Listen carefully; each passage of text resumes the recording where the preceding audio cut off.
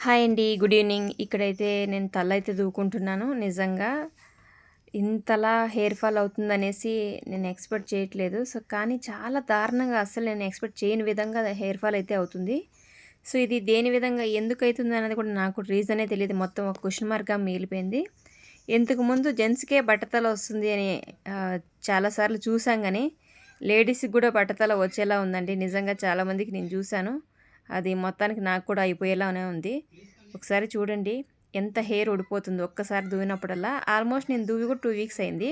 దువ్వినా, దువ్వకపోయినా ఎంత హెయిర్ అయితే కంపల్సరీ ఊడిపోతుందండి. దువ్వకపోయినా కూడా ఇలా ముట్టుకుంటేనే రాలిపోతుంది. స్కాల్ప్ అంతా మొత్తం పల్చగా అయిపోయింది. నాకు నిజానికి ఇవన్నీ చూసిన తర్వాత మొత్తం మైండ్ పోయిందండి నిజంగా. చూసారు కదా ఎంత పల్చగా అయిపోయిందో హెయిరు. ఇలా రీగ్రోత్ కూడా లేదండి. అంటే ఊడిపోయిన ప్లేస్‌లో మళ్ళీ వాపస్ హెయిర్ కూడా రావట్లేదు.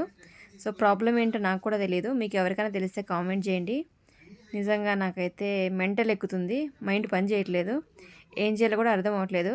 మొత్తం ఊడిపోయిన ఎంటికలన్నీ అలాగే పెట్టి చూసుకుంటే చూడండి బట్టతల ఆల్మోస్ట్ స్టార్ట్ అయిపోయింది నాకి. ఈ వయసుకే ఇంక బట్టతల వచ్చేస్తే నా ముఖం నేనే చూసుకోలేకపోతున్నా. చాలా బాధగా ఉంది. ఈ హెయిర్ ఫాల్‌తో నిజంగా చాలా తలనొప్పి వస్తుంది నాకి. నా జుట్టు చూసారా మొత్తం ఎలక తోకలాగా అయిపోయింది. చాలా దారుణం అసలు. ముందు ఉన్న వాటిల్లో నాకి ఒక 25% కూడా లేవన్నమాట హెయిరు. 100లో 25% కూడా హెయిర్ లేదనమాట. మొత్తం ఆల్మోస్ట్ ఊడిపోయింది. ఇక్కడ చూసారు కదా! అయ్యో! దీన్ని అందుకే దూకొని వేసుకోను. తల దూకి జుట్టు వేయడాలంటే ఇందుకే ఇష్టం ఉండదు నాకు. వేయకుండా అలా కుప్పు కట్టుకొని వెళ్ళిపోతూ ఉంటాను. ఇంతకుముందు ఊడిపోయిన హెయిర్ అంతా అలా తీసి పెట్టాను చూడండి. ఎంతుందో చూడండి ఒకసారి. ఇవంతా ఇంతకుముందు ఇన్ని ఎంటికలైతే వేసేసానండి. ఏసి గిన్నెలైతే తీసుకున్నాను. మళ్ళీ ఇన్ని ఎంటికలైనాయి. వీటిని ఇంక వేయలేక బాధ అయిపోయి అలాగే పెట్టాను. ఏం చేయాలో తెలియట్లేదు. మొత్తం తలలో జుట్టంతా ఊడిపోయి మొత్తం ఖాళీ అయిపోయింది. ఇంకా దీన్ని చూసి ఫీల్ అవుతున్న చిటికినేలాగా అయిపోయింది నా జుట్టు అయితే.